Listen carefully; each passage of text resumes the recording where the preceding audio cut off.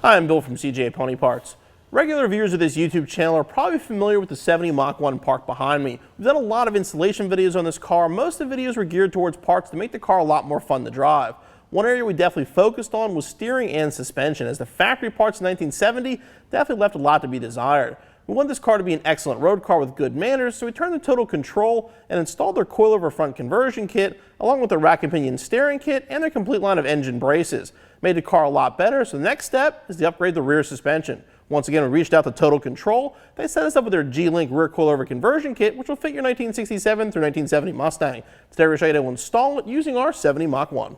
The Total Control G-Link rear coilover suspension conversion kit is going to give you everything you need to convert your 67 through 70 Mustang to a 4-link setup. The 4-link's what a lot of modern Mustangs use because it's very adjustable and allows you to really put the power to ground. This is going to make your classic Mustang much more like a modern car as far as performance goes. It's also fully adjustable, allow you to really dial in the suspension. The 4-link setups can allow you to put power to the ground and also make the car a lot more fun to drive. One of the main components of the kit is going to be this bolt-in cradle. The bolt-in cradle is going to go up to the floor of your Mustang, provide a lot of the key mounting points for the 4-link. It's also going to include adjustable upper and lower arms. These are the lowers right here.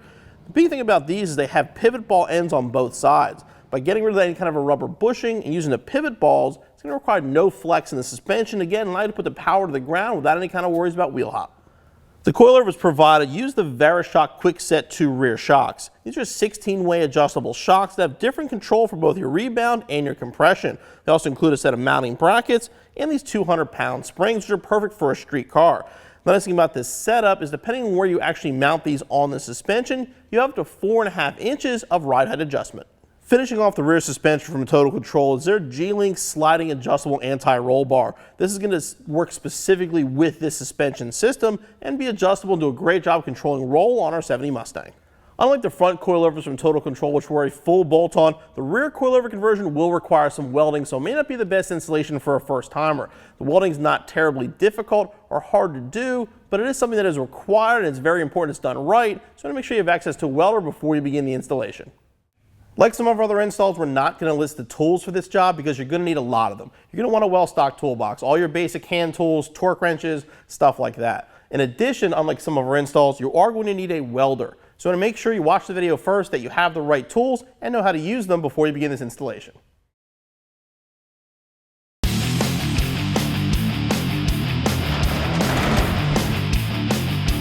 To begin the installation, you want to remove all the factory components. Before you do so, you want to take a few measurements so you have something to go off of with the new suspension. You want to measure from the center of the axle to the quarter and also from the ground to the quarter.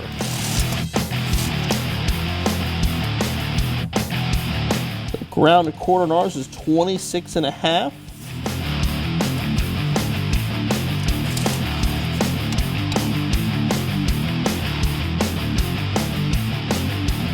And that's 14.25 from the center of our axle to our quarter panel.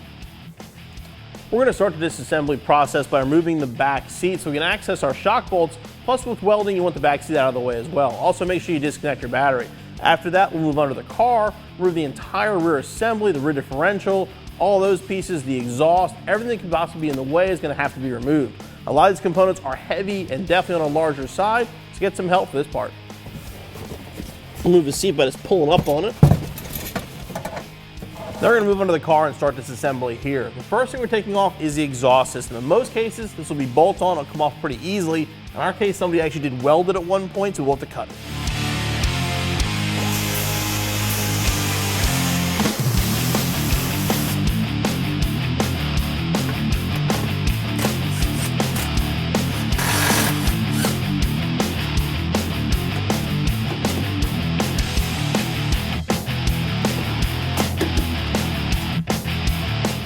In our case, pulling the wheels, I'm going to work on the drive shaft.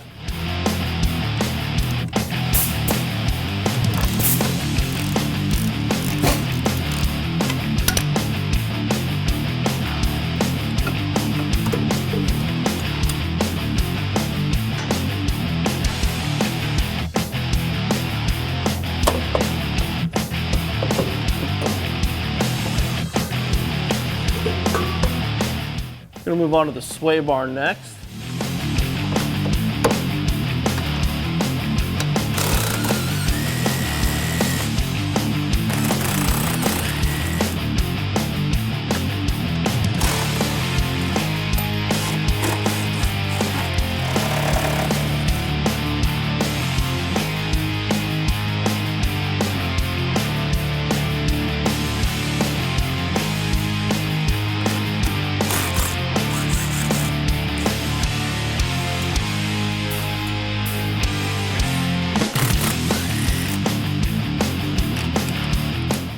we're gonna move on to the brakes. We'll start by disconnecting the emergency brake.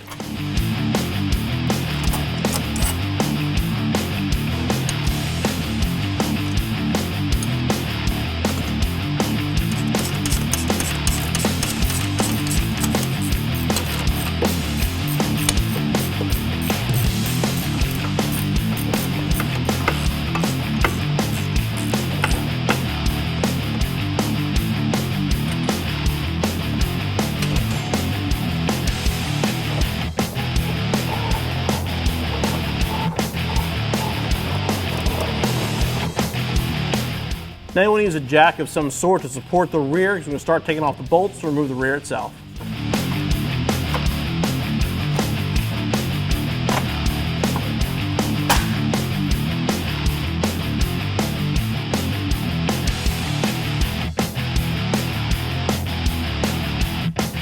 So you don't have to bleed the whole braking system. What we're going to do is actually remove the brake line from the differential, remove these little clips so the lines are all free, and we'll just let them hang.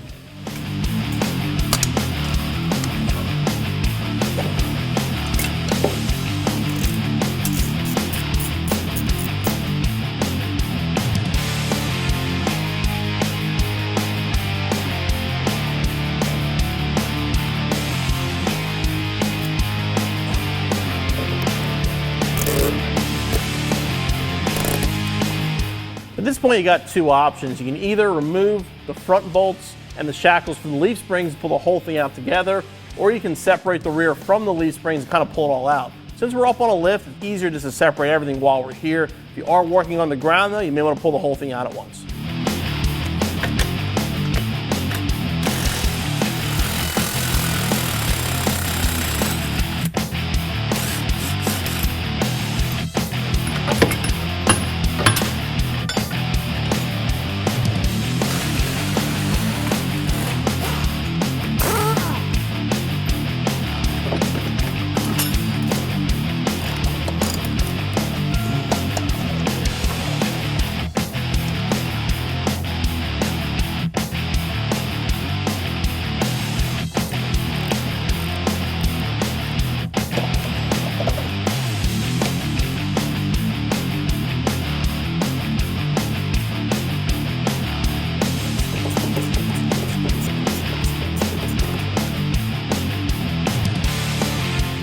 Now we can slowly pull the rear out.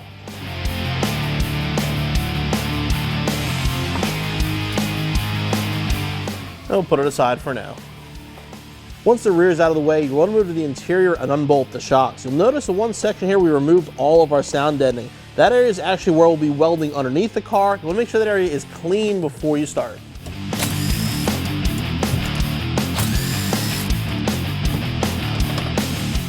Now we're ready to begin the actual installation of our rear suspension. Before you do so though, there's 5 key structural areas in the car where it's going to mount that you want to make sure are in good shape before we begin. If they're not, you want to make sure they get repaired or the suspension could suffer.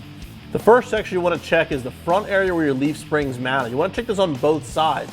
Make sure this is solid, there's no cracks or damage or rust anywhere in here. This is actually where your front control arm is going to mount. The next section we want to look at is the rear frame rail right in this section here. It's going to be a bracket that goes right over this. You want to make sure this is in solid shape, not expanding. There's no extra holes or rust anywhere on here. The last area to look at is right in the middle here, the transmission tunnel. This is the area where actually I showed you from the inside of the car. We're going to be welding a seam along this edge to strengthen this area here because this is a very important mounting point. The car is going to be raced, you're running slicks or tons of power. You probably actually want to brace this from the inside as well and put a plate on the other side to reinforce it further. In our case, just welding it will be fine. We're going to want to grind that section down before we can actually weld it. So the first thing we're going to do is move our fuel lines out of the way.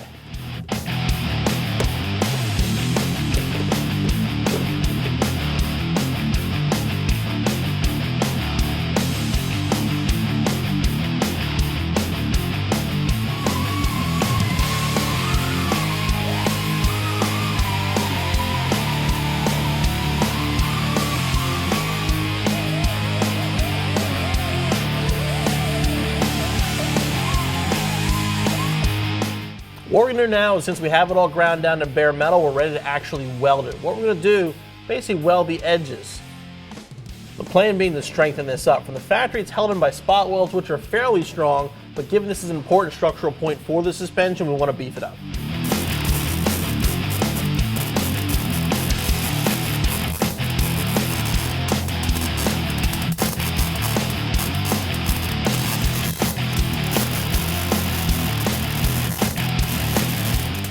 Once you finish the welding, you want to put a coat of paint over it because there is some bare metal exposed. Now we can move on to the brackets that mount to the frame. These brackets will eventually be welded in place, so before we test fit or do anything else, you want to get a grinder, basically just take off the edge here, all the zinc coating. You want to remove it because we're going to be welding later.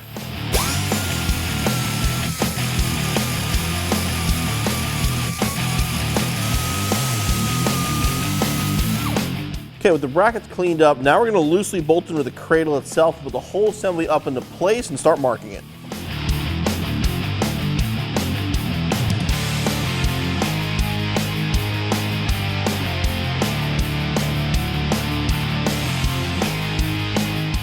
When you go to test fit the cradle, make sure you grab this spacer plate and these bolts which will hold the center in place.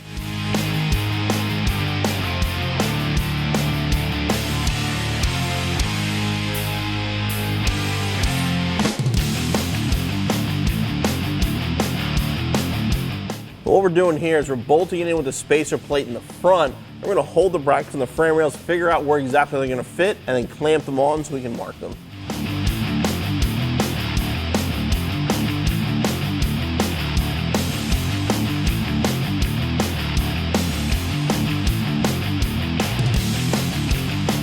At this point, you want to adjust the cradle a little bit to get it lined up. You notice like some of the holes here, the factory shock hole's off a little bit, that side's off a little bit. With it clamped in place, what you want to do is just grab a mallet, there's no real fancy way to do it, and just hammer it to adjust it in place.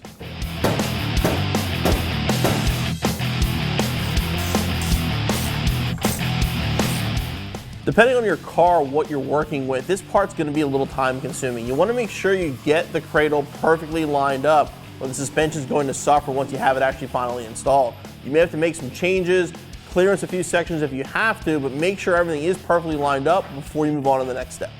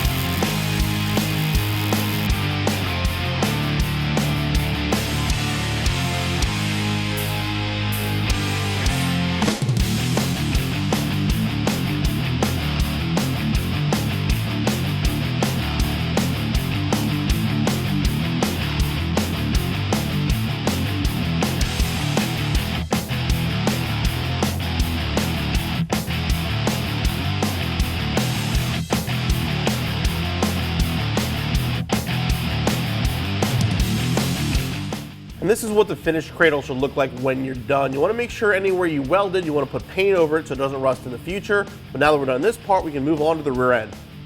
Now we're going to move on to our 9-inch rear. Both the brackets for the upper and lower control arms are going to install on this. The upper is weld in place.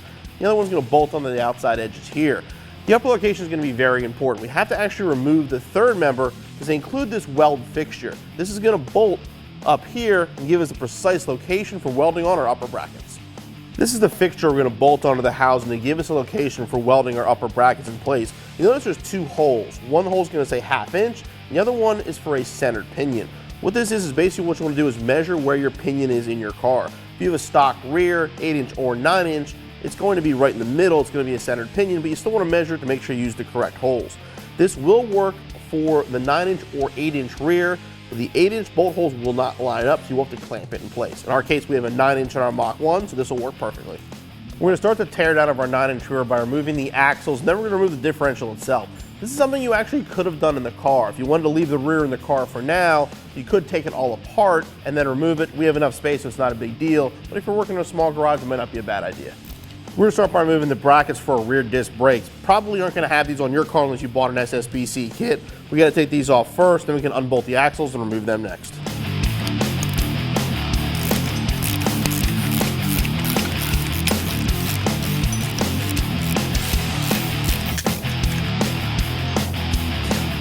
The axle may just fall out at this point. I may have to give it a little bit of a tap just to get it budged.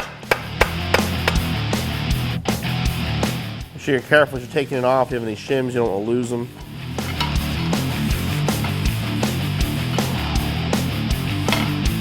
Put the rear on jack stands and put a pan underneath it. Now we're going to remove all the nuts that hold the third member to the housing.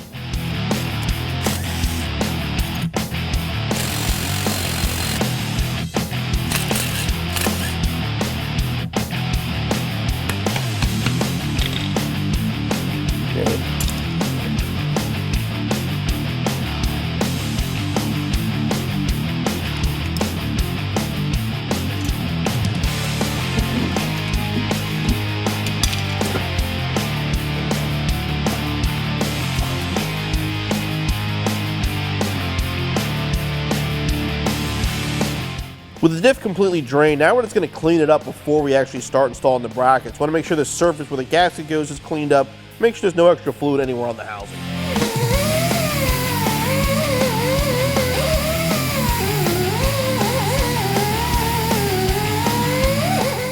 With the rear cleaned up, we're going to assemble the fixture now that's going to go on the differential. Basically what you want to do, these are going to go on top here, and you're going to screw them down.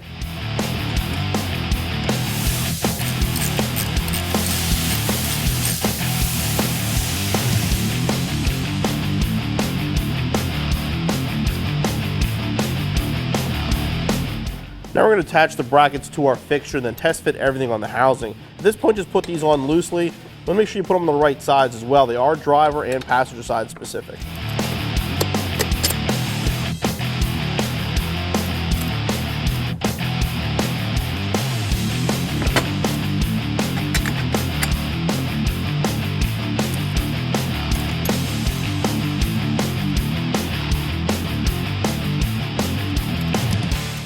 Now we're going to put the welding fixture down into place. Again, you want to make sure you use the correct holes.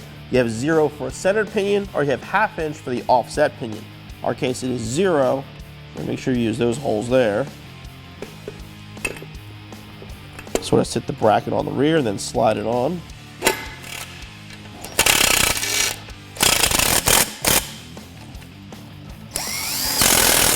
Okay, this is going to get you roughly in place. These are going to sit pretty tight if you have everything properly in place. What you want to do now is measure from the edge of these brackets out to the edge of our axle tubes and make sure these measurements are the same. If these are off in any way, you may have an offset pinion and didn't realize it. You want to go back and figure out where the issue is. But if they're normal, then you can tighten these bolts up and prepare to weld.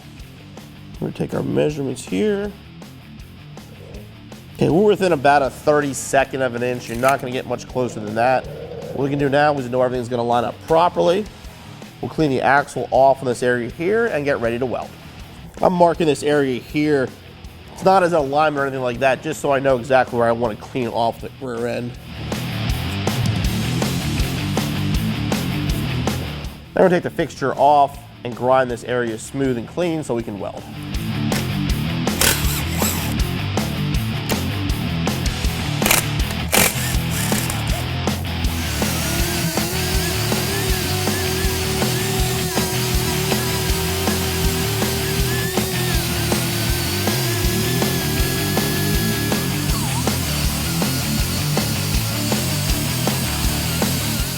I'm going to put our fixture back on.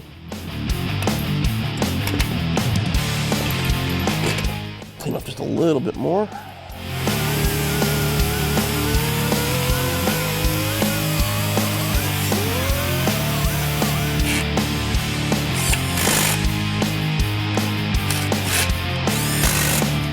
Okay, with everything cleaned off and tight, now you want to tighten the hardware down just to make sure everything's where it belongs before you weld the brackets.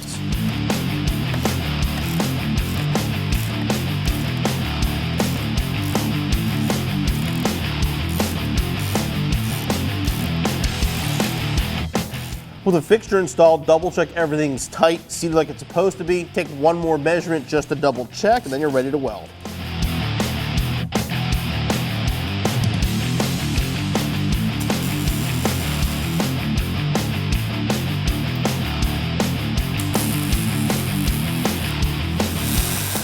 We're just going to put a couple tack welds in place to start.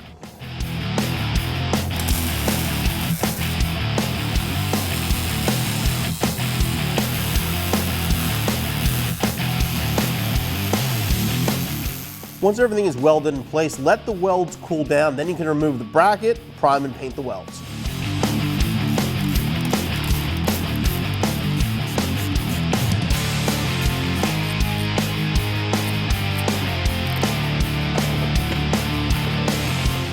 All right, now we're going to prime and paint the brackets.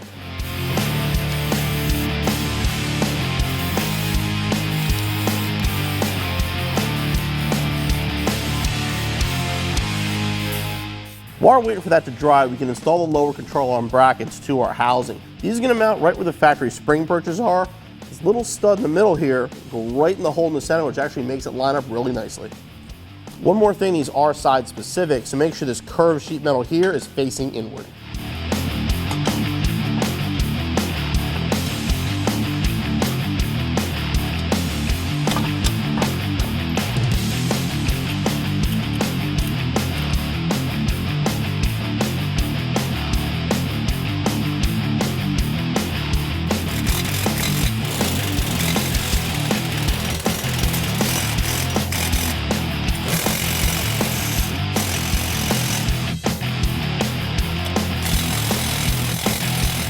When tightening these down, you'll want to make sure you tighten them evenly so you have basically the same amount of thread coming through each side. Once you get them snug, we're going to go back through and torque them down. We're going to torque them to 60 foot-pounds.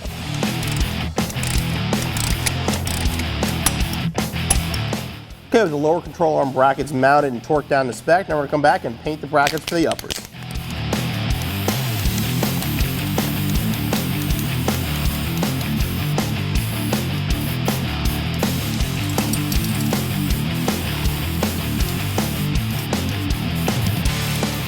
Before the rear housing goes back into our 70, we want to prepare our upper control arms. The way you're going to start, center to center in the mounting hole, you want to be 9.5 inches. Out of the box, you're going to be somewhat shorter. What you do is turn this turnbuckle here to adjust them.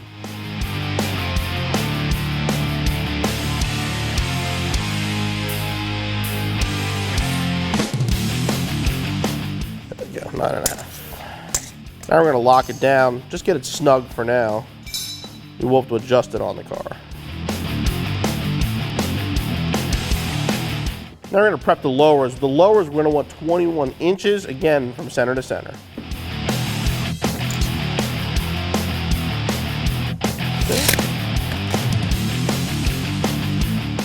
Okay. And just get that snug for now. We'll tighten it down later.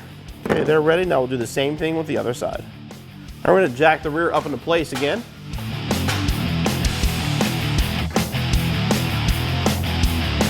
Now we're going to put the upper control arms into place first. The non-adjustable end goes in the cradle, and the threaded end goes actually in the housing. You're going to use the bottom hole on the cradle and the top hole on the rear end.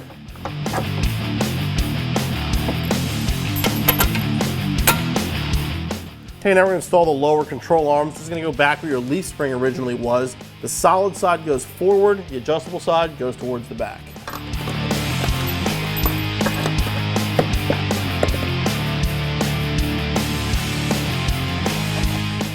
Again, just hand tight for now.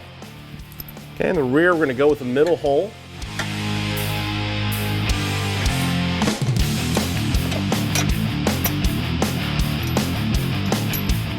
Okay, again, hand tight. Repeat the process on the other side. Before we tighten them up, you're going to install the grease fittings on the lowers. The uppers do not require them with this kit.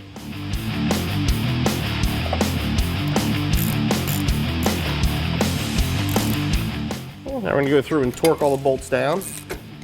65 foot-pound.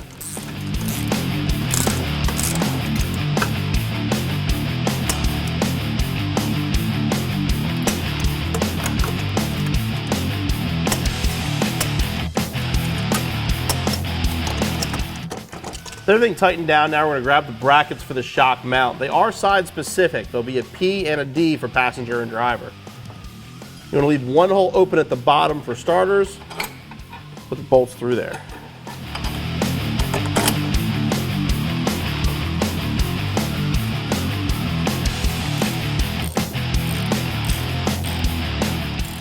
I'm going to torque these to 35 foot-pound.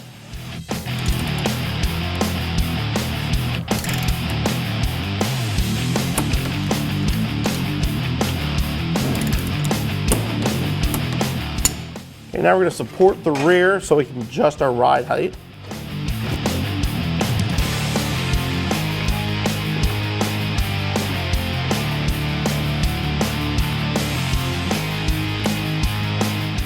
Now we're going to measure and set up our baseline ride height. Total Control recommends starting with 13.5 inches. That's a measurement from the middle of your bracket here to the center of the middle hole for the mount for the upper shock bracket. What you want to do is get that to about 13.5. Then you want to go back to the measurements you took originally from the wheel well to the center of the wheel and see if they're similar in the same area, and that'll give us a baseline to go off of.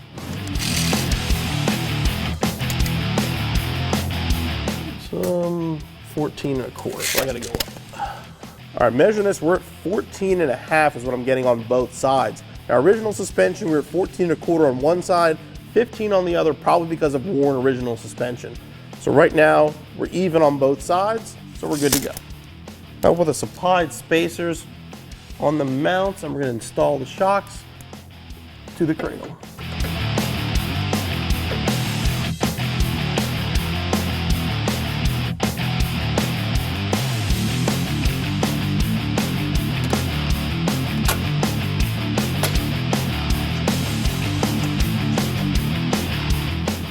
Now you want to use your pole jacks, jack, whatever you're using. Put the rear up and down a couple times, maybe some off camber. Make sure you have no potential binding issues or clearance problems.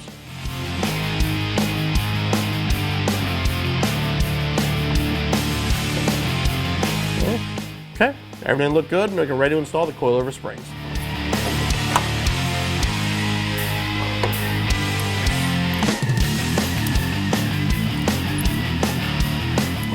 Let's start by installing the adjustable lower collar onto the shock. You can take the shock off if you want, or just leave it hanging on the car. Now, as you turn this, you'll feel the set screws actually popping into place as you turn.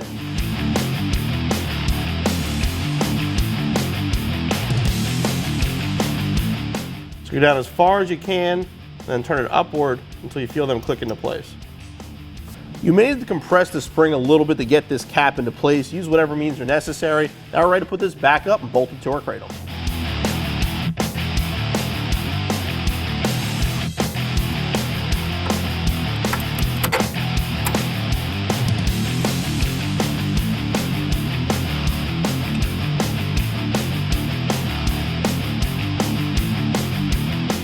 Okay, with the shocks mounted, now we can tighten them up.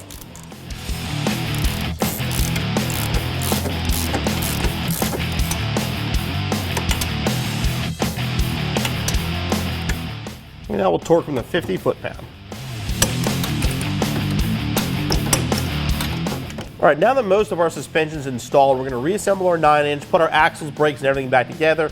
And the last step of the process is to install the Total Control products, G-Link sliding rear anti-roll bar. Before we get too deep into the reassembly, we're not going to show you a lot of the details on them since you already took it apart. But be careful when putting the gasket on. With a 9-inch rear, the gasket does only fit one way.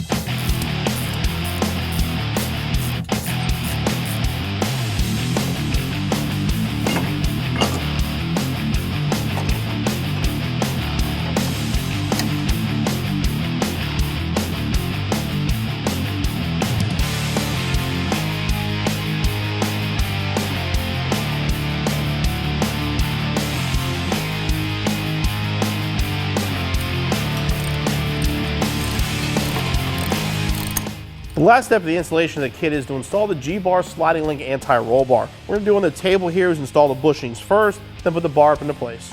We're going to put some of this applied grease on the bushing. You want to make sure there's a slit in the bushing. When this is on the bar, you want that slit facing forward.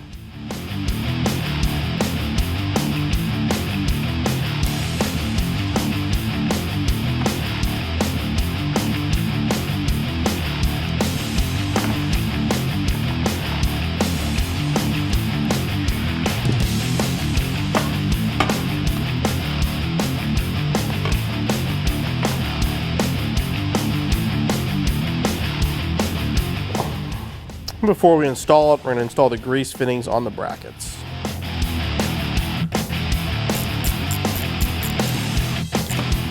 Now we're going to bolt the G-bar up to the brackets we welded to the frame earlier. In the case of our 70, it does have a fuel injection system on it, so we have a larger fuel pump here that we moved out of the way to make it easier to see. You also want to make sure you disconnect the wire for your setting unit. That's actually going to go around the bottom of the bar.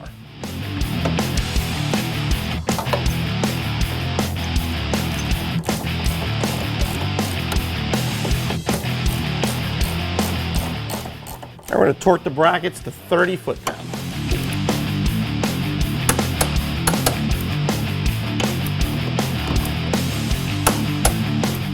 Once you get the bar into place, before we put the end links on, just take a quick measurement. You want to get the bar as centered as possible before you put the end links on.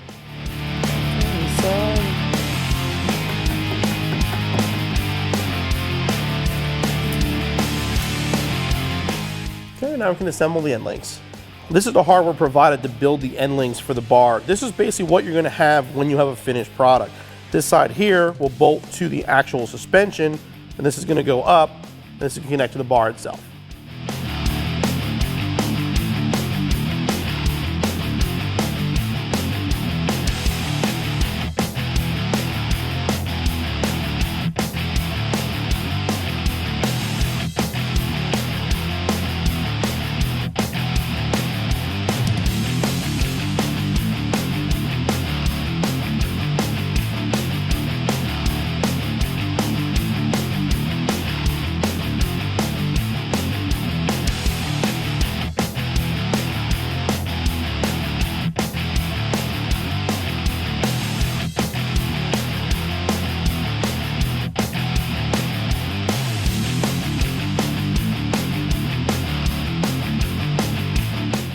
You want to measure the length then before it goes in the car. We're going to start with 4.5 inches center to center. Start by connecting the bar at the top. There's going to be 3 indentations on the top of the bar. It's actually what this set screw goes into. You want to use the one on the very front. That's going to be the softest setting.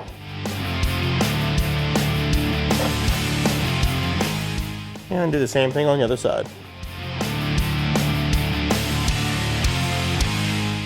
In order to tighten everything down, we'll start with the top so we can install the lock nut.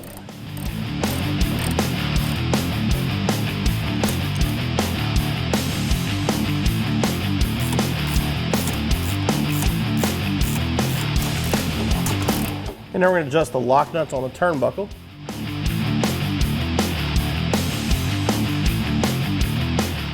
Now we're going to go through and grease all of our Zerk fittings.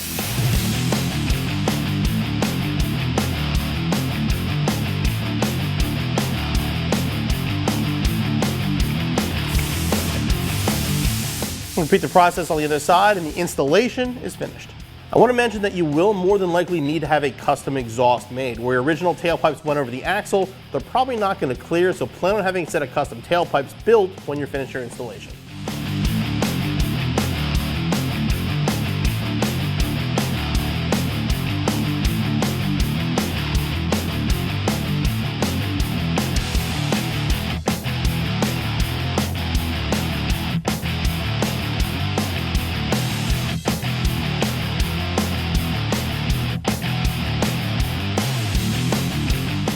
I put a little more emphasis on the installation is finished because at this point it's time to adjust the suspension.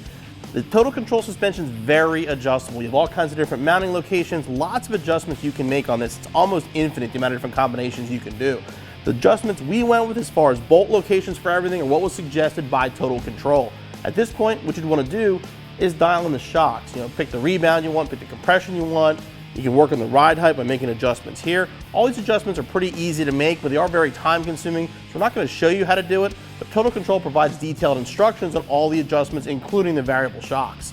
As far as the installation goes as a whole, I would say give yourself a weekend. This is definitely not a Friday night install. It's going to take some time to do it right, but take your time, get everything adjusted, you'll be back on the road in no time.